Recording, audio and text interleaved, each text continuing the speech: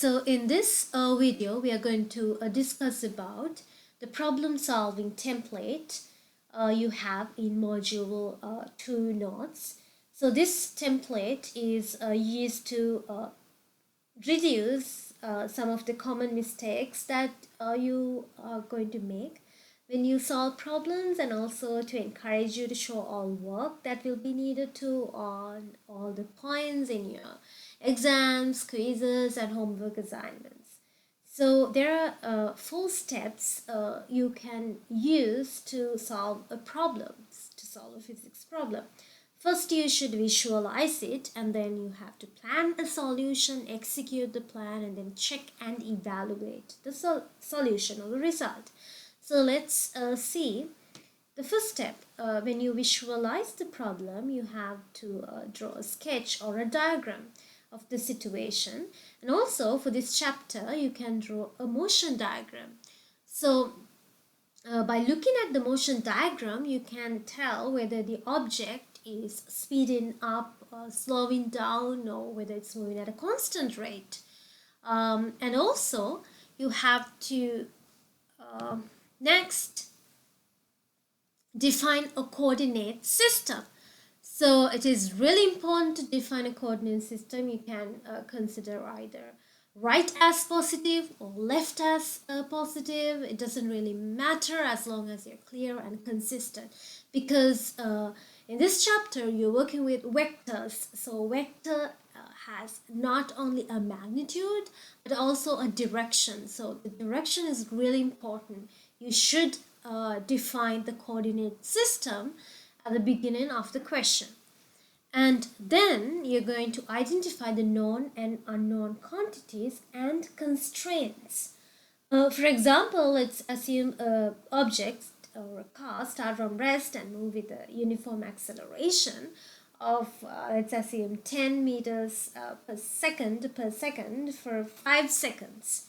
So now if you look at an example, you know the initial velocity is 0, starts from rest, and move with a uniform acceleration of 10 meters per second, and let's assume it takes 5 seconds to move a certain distance. So if I ask you to calculate the final position of the object, you should first identify the knowns and unknowns. You know the initial velocity, it's 0, and then the acceleration is 5, it's a known quantity, and also you know the time interval, or the elapsed time, is 5 seconds, and the unknown quantity is the final velocity. So if I ask you to calculate the final velocity, you should be able to list down the knowns and unknowns under this section. Okay, and so you can just list them either off to the side or label the diagram with these quantities. And then applicable concepts or chapters. So this is also really important, because if you look at this chapter 2, so we talk about 1D kinematics, 1D free fall, and then in chapter 3 we are going to talk about 2D kinematics, and then after that we're going to talk about Newton's laws, conservation of momentum. So it's important to identify the general approach to the problem, what physics concept you're going to be tested on. So just make sure to pay attention to that as well. And also you have to identify the symbol of what you're trying to find and expected sign. So that is also really important. So when you predict the sign, you can look at the coordinate system and then predict the sign based on the coordinate system. And next step is to plan a solution. So when you plan a solution, guys, you have to look into your equation sheet and look at the equations that describe the identified physics concepts and principles. And if you have, like, let's suppose, like, in the equation you have certain quantities that you already know. So in that case, you can just put a check mark over variables you know, and the value of, and a question mark over a variable that are unknown. And then you can determine if you have as many as equations as you as the unknowns. For example, if you have just one unknown, one equation is enough to solve for that one unknown. However, if you have two unknowns, you need to have two equations to solve for those unknown quantities. And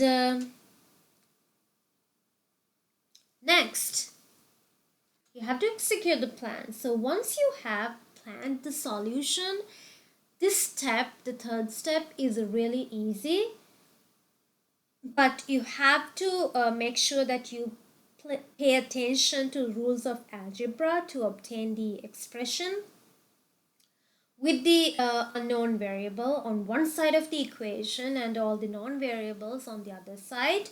And also you should substitute specific values into the expression to obtain the arithmetic solution for your problem.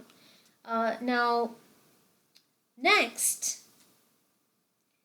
when you do this step, it's important to check the units, because you can get the wrong answer with the right units, but the right answer cannot have wrong units. So suppose you're solving for the acceleration and you end up of getting meters per second as the unit.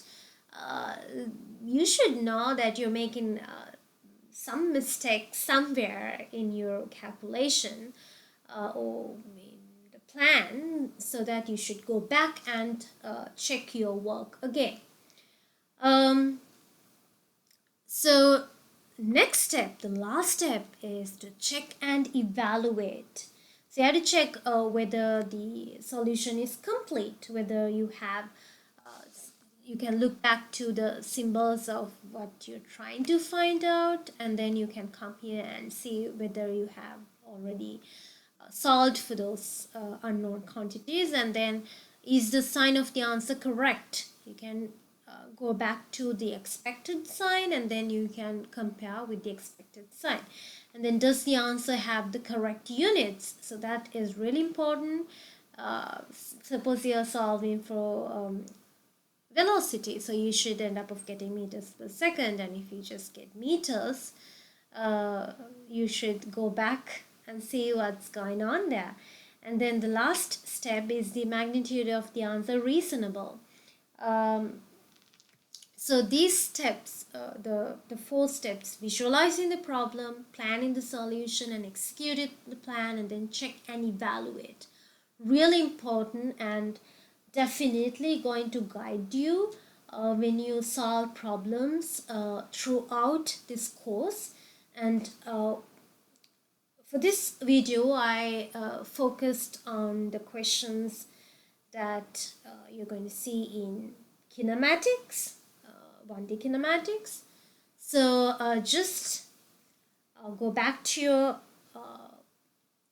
module 2 Node packet and look at the example questions. So we have done a lot of example questions, like you can see videos for those questions, and first do them on your own, and then go and watch those videos to see where you're making mistakes, so which areas you can improve, and just make sure to do your best.